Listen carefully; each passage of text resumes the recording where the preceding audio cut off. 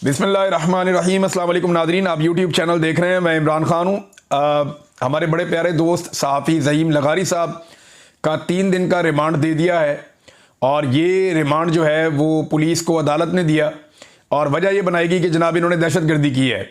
अब ये जो दहशतगर्दी है ये मैं आपको बताता हूँ कि इन्होंने क्या की है। दहशतगर्दी ये की है कि कायदे आज़म मोहम्मद अली जिन्ना का फ़ोटो से नफ़रत कर रही है पाकिस्तान की मौजूदा हुकूमत और जो इस वक्त इस्टेब्लिशमेंट है, और वो कायदे आज़म मोहम्मद अली जिन्ना का फ़ोटो नहीं लगाते। ना वो अखबारात में उन्होंने लगाया यौम आज़ादी पे, ना उन्होंने किसी और जगह पे लगाया। पूरी हुकूमत ने कायदे आज़म मोहम्मद अली जिन्ना के बजाय फील्ड मार्शल आसिम मुनीर साहब का शुक्रिया अदा किया यौम आज़ादी के मौका पर, जैसे उन्होंने पाकिस्तान को आज़ाद करवाया था या एक अलग मुल्क बनाकर दिया था। बानिए पाकिस्तान जैसे कि फील्ड मार्शल आसिम मुनीर साहब हैं, तो वो सारा शुक्रिया इधर अदा हो रहा था।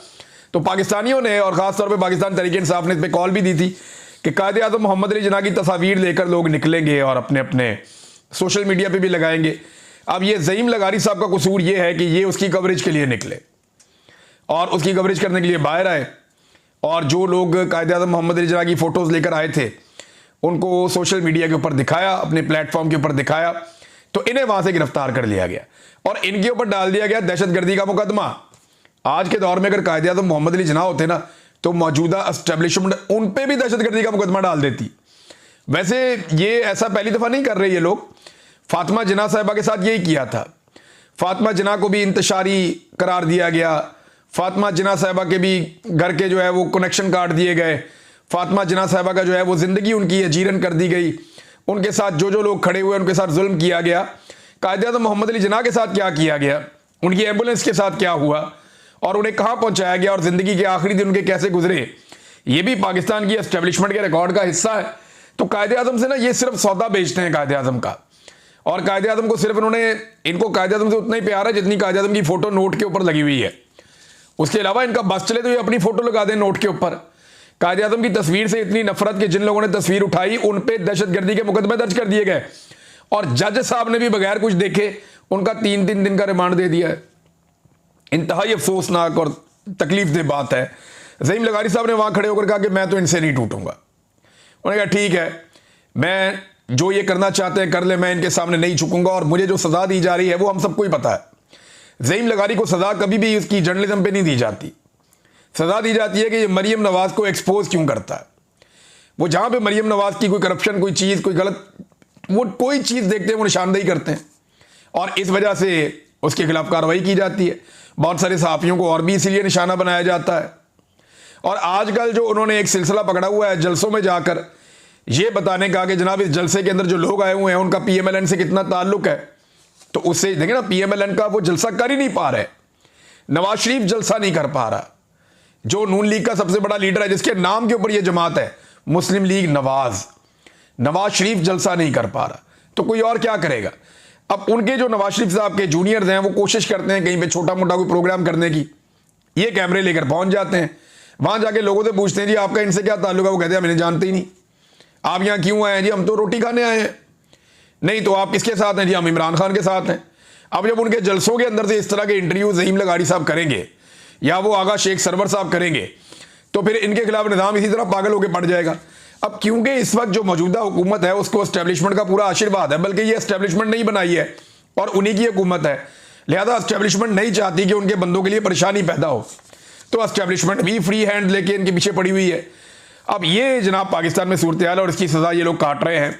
बहरहाल कब तक ये जुल्म करेंगे, एक दिन आएगा जुल्म की ये रात ढल जाएगी और एक ऐसा सवेरा होगा जो हम सारे पाकिस्तानी देखेंगे और पाकिस्तान में इंशाल्लाह सहाफ़त भी एक दिन आज़ाद हो जाएगी। अब जिस मरीम नवाज के खिलाफ ये तनकीद करते हो उनकी तरह हालत चेक करें आप। चले किसी और की नहीं, मैं इन लोगों का एक हमायती है साजिद तारड़ साहब, उन्हीं का ट्वीट निकाल के मैं आपको पढ़ के सुनाता हूं कि वो क्या कह रहे हैं और अंदाज़ा करें आप इनके हालात कहां पे पहुंच गए हैं बेचारों के। ये देखें आप, साजिद तारड़ साहब पूछ रहे हैं कि बड़े मैच्योर जर्नलिस्ट ने उनको रिपोर्ट किया, उनको बताया कि पंजाब की जो चीफ मिनिस्टर है वो जापान चली गई है एक एक्सपो को अटेंड करने के लिए। एक एक्सपो लगी हुई है जापान में, बहुत सारे लोग दुनिया से जा रहे हैं। मुझे भी कुछ दोस्तों ने दावत दी थी कि आप भी आएँ, आके देखें, बड़ी ज़बरदस्त एक्सपो होती है। तो वो कह रहे हैं जी कि वो एक्सपो देखने के लिए चले गए हैं। ये होती रहती हैं, जापान में होती हैं, चाइना में होती है, चाइना में सुना फिर आने वाली है। वो दोस्त कह रहे थे वहाँ जाना चाहिए, जाकर देखना चाहिए। और दुनिया में, दुबई में होती है, बहुत सारी जगहों पे होती है, यूरोप में होती है एक्सपोज। तो वो ये कहते हैं जनाब जापान में कोई एक्सपो है जो अटेंड करने के लिए मरियम नवाज साहब कुछ 40-50 लोगों का डेलीगेशन लेकर हुकूमत की जानिब से वो पहुंच गए हैं वहां पे, और साथ उनके जो है वो उनके ज़ाती मुलाजमीन भी गए हैं और मेकअप आर्टिस्ट भी गए हैं, यानी ज़ाती मुलाजमीन भी, मेकअप आर्टिस्ट भी। और ये गए किस खर्चे में? सरकारी खर्चे में सारे के सारे पहुंच गए। कहां पे? जापान में। और ये मुगल अंपायर उन्होंने करार दिया कि जनाब अभी तक पाकिस्तान के अंदर IMF के खर्चे पे एक मुगल अंपायर चल रही है, क्या कोई इसका जवाब दे सकता है? तो जवाब किसने देना है? अदालतों से आप पूछ सकते हैं ये चीज़ें, अदालतें पूरी तरह से जो है वो कंप्रोमाइज्ड हैं। अवाम इसका इंतकाम ले सकते हैं वोटों के ज़रिए से। एस्टेब्लिशमेंट वोटों की गिनती नहीं होने देती, वो जाली फॉर्म 47 जारी कर देती है। और एस्टेब्लिशमेंट जो है वो खुद इस वक्त मरहून मिन्नत है इन सरकारी मुलाजमीन की या इन सारे टाउट्स की। वजह यह है कि एस्टेब्लिशमेंट अकेली रहती है तो वो भी बर्बाद हो जाती है। और मामला सिर्फ इमरान खान साहब का है कि जिस दिन इमरान खान साहब शिकस्त तस्लीम कर लेंगे उस दिन ये सारे तगड़े हो जाएंगे। उससे पहले ये एक दूसरे के सहारे ही चलते रहेंगे जैसे ये लोग इस वक्त तक चल रहे हैं। और अभी एक और खबर भी आई है नाज़रीन, जरा ये खबर देखें, ये बड़ी इंटरेस्टिंग है मरियम नवाज साहिबा के हवाले से कि खर्चा कितना किया है इन्होंने। यानी जो सरकारी दस्तावेजात हैं उनके मुताबिक वज़ीर आला पंजाब मरियम नवाज का जापान का दौरा 10 करोड़ का तखमीना, मगर 16 करोड़ रुपए एडवांस मंजूर कर लिए गए। बहुत ही लग्जरी होटल्स के अंदर ठहरी, मर्सिडीज गाड़ियां बड़ी कीमती वाली इस्तेमाल की, कीमती तोहफे जो हैं वो वसूल किए और दिए गए, और कालीन, शॉल, मेज और बहुत सारी चीज़ें शामिल हैं। यानी मौजा लगी हुई हैं इन्हों दियां, और सरकारी पैसे के ऊपर ये लोग अयाशी कर रहे हैं। वाकई इनका जो अंदाज है वो मुगल हुक्मरानों वाला है, ये कोई गरीब मुल्क वाला तो इनका अंदाज है नहीं। और ये पैसा किसका है? IMF का है। और ये वापस किसने करना है? मैंने करना है, आपने करना है। पाकिस्तानियों ने ये पैसा वापस करना है। इन्होंने, इनके बाप ने भी ये किया, इनके चाचा ने भी ये किया, अब ये खुद भी यही करने आ गई है। तो इनकी 2-3 नस्लों की ये ट्रेनिंग है कि इन्होंने अवाम के पैसे के ऊपर अयाशियां करनी है, लुटमार करनी है, अपने कारोबार को बढ़ाना है, और उसके बाद अवाम ने वो पैसा वापस करना है। और अगली दफा इन्होंने फिर नारे लगाकर आ जाना है और अवाम से कमीशन खाने के लिए ये ऐसे मंसूबे लेकर आते हैं जिनमें कमीशन इनको बैरून मुल्क मिल जाती है। मिसाल के तौर पे बड़े बड़े स्ट्रक्चर्स बनाएंगे, बहुत बड़ी बड़ी इमारतें खड़ी कर देंगे, बहुत अजीबोगरीब किस्म की वो चीज़ें ले आएंगे पाकिस्तान में जिनकी पाकिस्तानियों को ज़रूरत नहीं है। पाकिस्तानियों को तालीम चाहिए, रोटी चाहिए, टेक्निकल एजुकेशन चाहिए, चादर और चार दीवारी का तकद्दुस चाहिए, और पाकिस्तानियों को जो चीज़ें चाहिए वो चीज़ें नहीं दे रहे। यहाँ पे 45% पाकिस्तानी गुर्बत की लकीर से नीचे चले गए हैं और इनकी अजाशियाँ ख़त्म नहीं हो रही। सुहेल बड़ाई साहब के कॉलम का बड़ा तस्करा हो रहा है, बार बार बात हो रही है, तो देखें उन्हें ना ज़्यादा संजीदा लेने की ज़रूरत नहीं है। उनकी ये पुरानी आदत है, वो हमेशा से जो हाजिर ड्यूटी अफसरान होते हैं उनकी खुशामद करते हैं, हमेशा से उनकी गेम चुक कर रखते हैं। जो भी जर्नैल इस वक्त मौजूद होगा इक़्तिदार में, सुहेल बड़ाई साहब का फेवरेट होगा, और वो उसके लिए नहायत ही बाअदब और बड़े शानदार अल्फाज उसको हमेशा वो खराज तहसीन पेश करेंगे। लेकिन जब कोई जर्नैल रिटायर हो जाता है तो उसके बारे में कुछ बातें करके वो अपने आप को इनकलाबी भी साबित कर देते हैं। 2019 का एक कॉलम देखें, यानी नवाज शरीफ साहब से इनकी वाबस्तगी कैसी है और मियाँ साहब से सुहेल बड़ाई साहब कितना प्यार करते हैं, ज़रा देखें आप। आज इमरान खान की जेल आपने देख ली कैसी काट रहा है। अब ज़रा आप नवाज शरीफ की जेल के बारे में 2019 में जब नवाज शरीफ डील कर रहे थे और डील करके फौरी तौर पर बरतानिया पहुंच गए थे, उस वक्त का सुहेल बड़ाई साहब का डील से बिल्कुल चंद दिन पहले का ये कॉलम जरा चेक करें आप। उसने जेल के अंदर मुदाफियाना मज़ामत शुरू कर रखी है। वो हरफ शिकायत ज़बान पर नहीं लाता, बीमारियों का इलाज करवाने को तैयार है, अस्पताल शिफ्ट होने को तैयार नहीं है, वो हुकूमत की मर्जी की डील करने को भी तैयार नहीं है। वो हमेशा से ज़िद्दी था, अब भी ज़िद्दी है। खामोश हो गया मगर मौक़िफ़ बदलने को तैयार नहीं। वो जारहियत नहीं कर रहा मगर सरेंडर करने को तैयार नहीं। वो ताहाल जीत नहीं सका मगर वो शिकस्त तस्लीम करने को तैयार नहीं। ये जनाब 2019 में सुहेल बड़ाई साहब ने ज़मीन आसमान के खिलाफे नवाज शरीफ साहब के मिलाए हुए थे। अस्पताल नहीं जाएगा, नवाज शरीफ साहब अस्पताल पहुंच गए, पूरा टब्बर अस्पताल पहुंच गया उनका।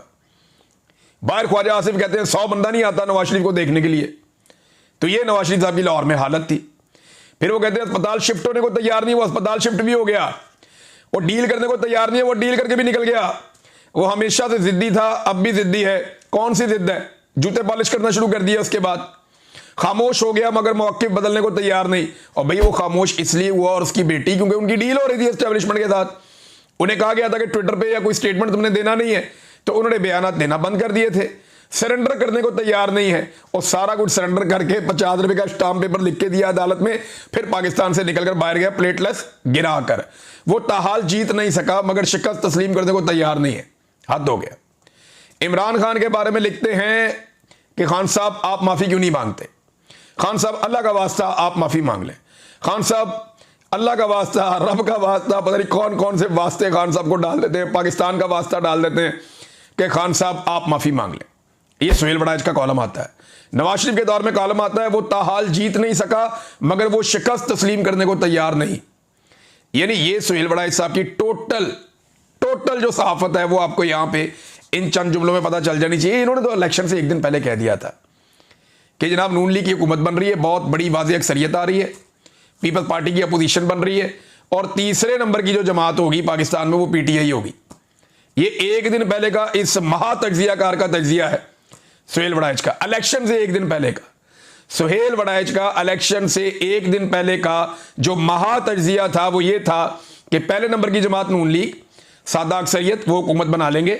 दूसरे नंबर की जमात जो है वो पीपल्स पार्टी, बिलावल जो है वो अपोजिशन लीडर बनेगा। और तीसरे नंबर की घटिया तरीन जमात, फारग तरीन, पीटीआई। अगले दिन लोगों ने वो लितरॉल की अगले दिन लोगों ने कि पाकिस्तान की सबसे बड़ी वाज़ेह अक्सरियत के साथ, 2/3 अक्सरियत के साथ अवाम ने वोट डालकर पाकिस्तान तहरीक इंसाफ को जितवा दिया।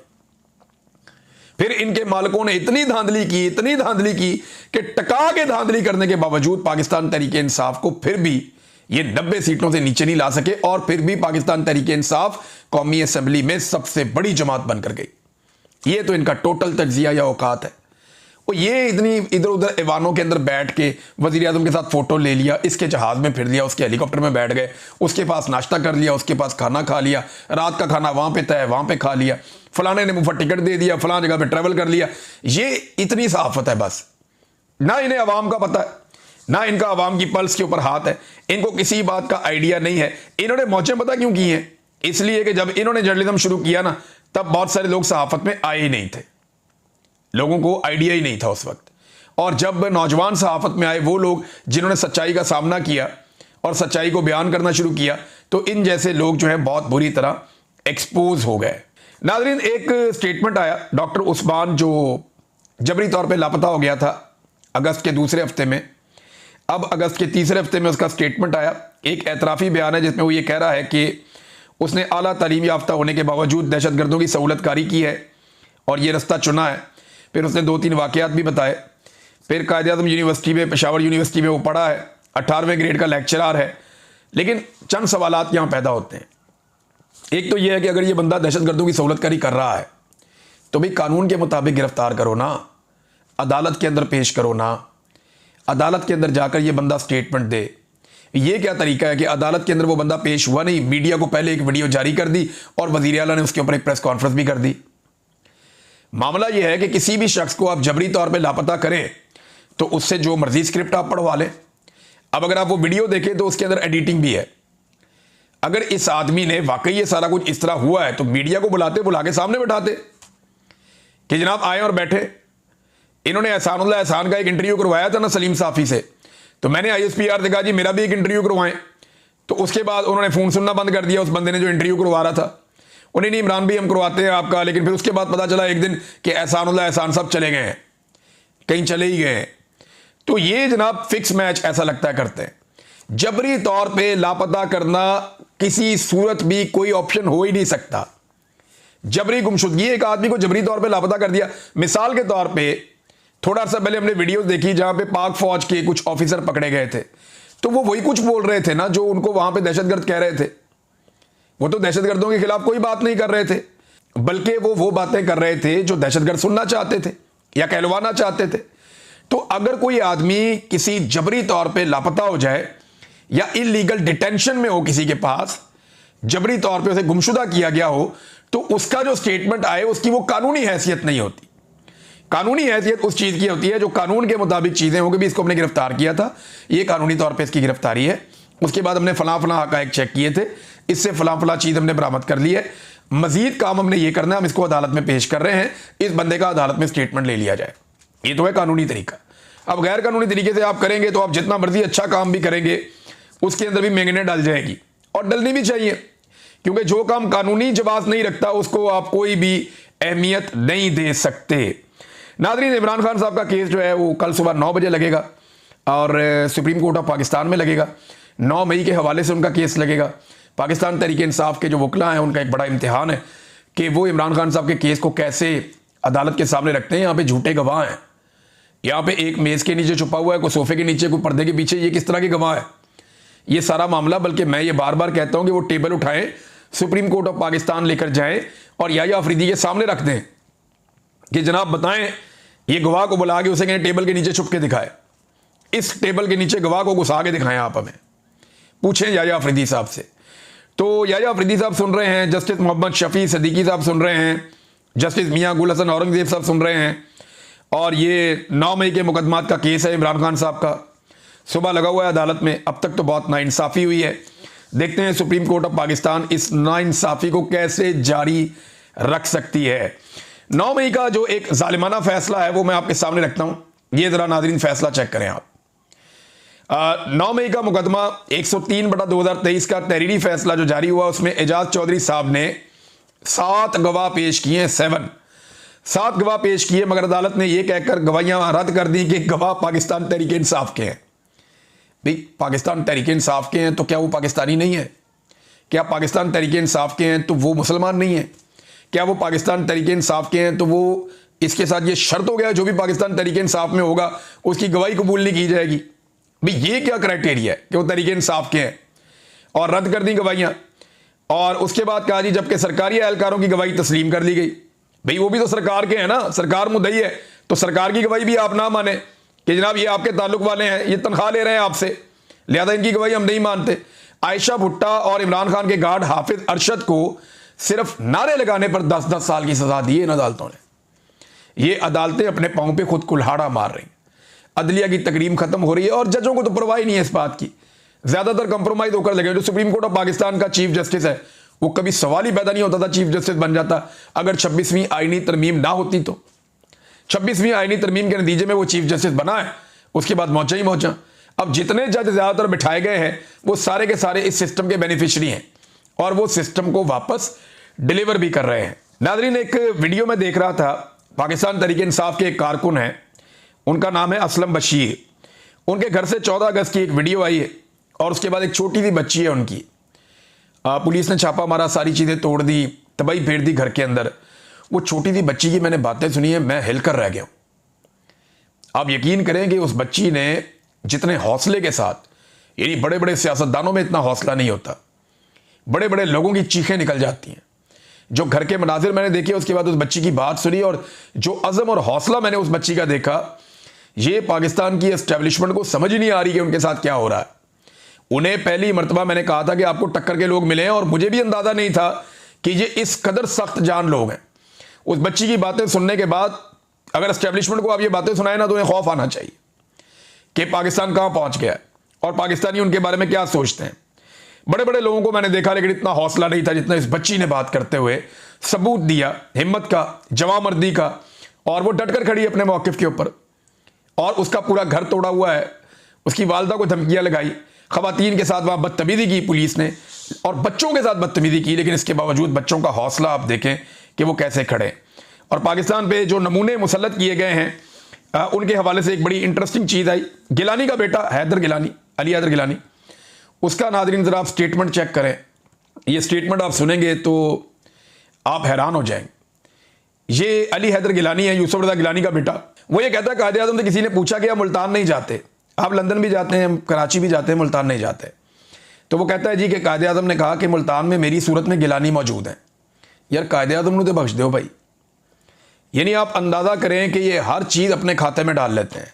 भाई कहाँ गिलानी, कहाँ कायदे आज़म।